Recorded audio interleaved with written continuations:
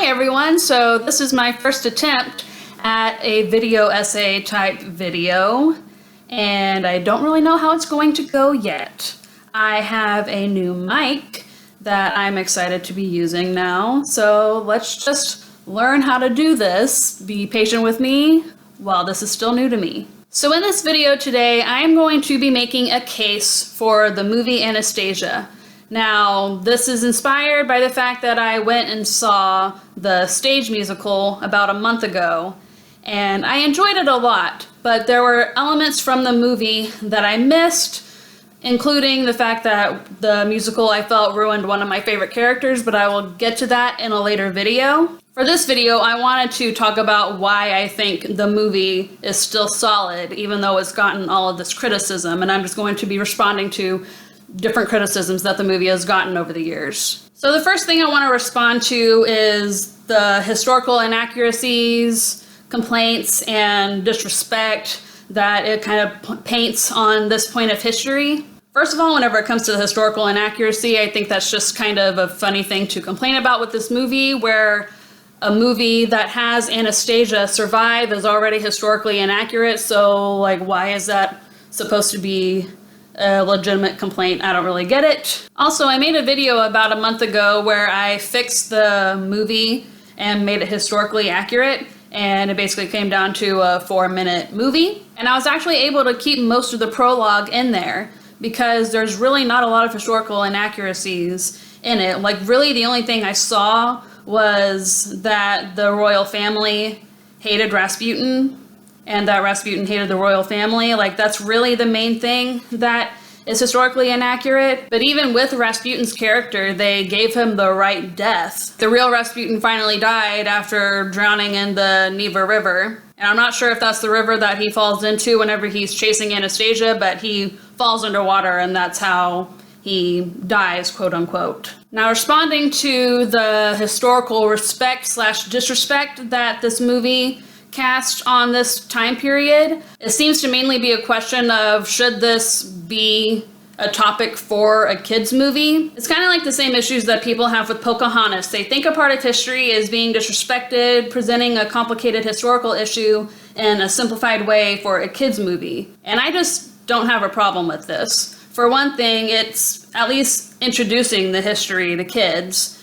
And for me personally, I didn't really learn a lot about Russia in school. And this movie actually made me interested in the history of Russia at this time. I also hear the case that people would rather the problems in the story arise from the political tensions of the time.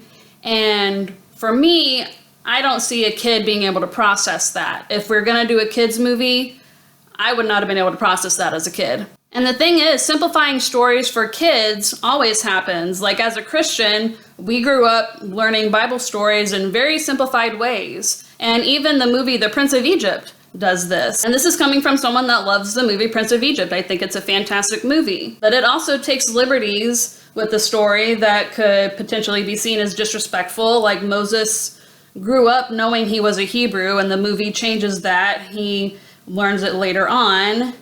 He ran away for 40 years after killing the Egyptian. Moses was not 80 in the movie whenever he returned, and that would have been about how old he was whenever he finally came back. He had a stutter and had Aaron speak for him before the Pharaoh. That's something that is not included in the movie. That's a pretty big deal. But I'm not mad at the movie for taking these liberties. It's a great movie, and I think it treats the history very respectfully, and there's nothing in it that goes against our theology necessarily. So in response to history being simplified, I think it's perfectly fine. Point number 2 is responding to the misrepresentation of historical figures, and this mainly falls with people not liking Rasputin. First off, there's the fact that, like I already said, Rasputin was actually a friend of the royal family, and the movie does not treat him that way.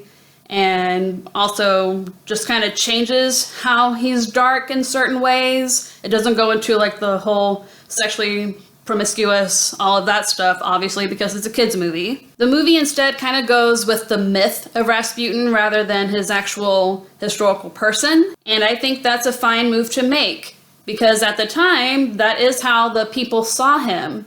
The people of Russia, from what I've researched at that time, believed in the existence of magic, and this is how they saw Rasputin, which is how the myth was perpetuated in the first place. Now, am I saying he's the best developed villain ever? No. He has vague motivations. We don't see what he did to the royal family or what they did to him to make him hate them, but that doesn't really bother me necessarily in a movie setting. Now, if it was a book series or a TV series, yes, I would eventually want to learn those things, but I understand that in a movie you only have so much time. And after I saw the musical, I actually kind of got a new perspective on Rasputin's character.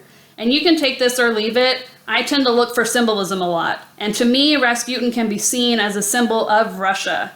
He says things like, destroyed by your despicable family, look at me, I'm falling apart, which could just basically be the country personified. So whenever you view him in this lens, you can still get a couple political implications of what's happening in the country at that time. Like I said, you can take that or leave it. It might be stretching, but stretching's good for you. The third criticism I see most is tonal problems. And to be perfectly honest, this is just a general topic that I don't think anyone will ever really see eye to eye on. I've looked into internet threads where people talk about tonal shifts or conflicting tones, and there just doesn't seem to be a general consensus on what a tonal problem actually is. The biggest answers I have to potential tonal problems are setup, characters, and foreshadowing.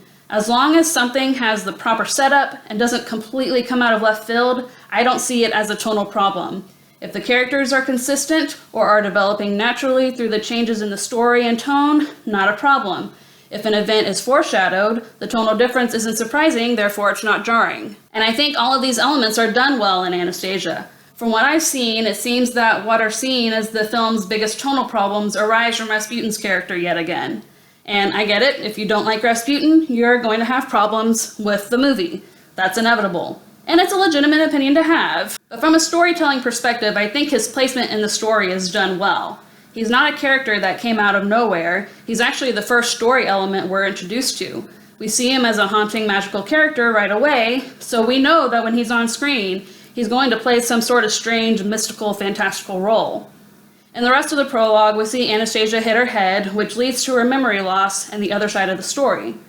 This is where I've seen people say the tone is confusing because one side is dark and magical, and the other side is more a standard self-discovery romance. And obviously those elements are going to feel different, but it shouldn't be surprising or a tonal problem because we knew that those two story threads were going to be the story right away. And I would definitely say Rasputin's more necessary to the plot than the villain is in the musical, but I will also talk about that in a later video. So all in all, this is my defense for the movie. Anastasia is probably in my top 15 favorite movies, so I just felt like I wanted to make a case for it, and I also kind of wanted to establish where I'm coming from whenever I critique the musical in later videos. Thank you for bearing with me while I learn how to do a new type of video. Stay safe and healthy. I will see you guys later.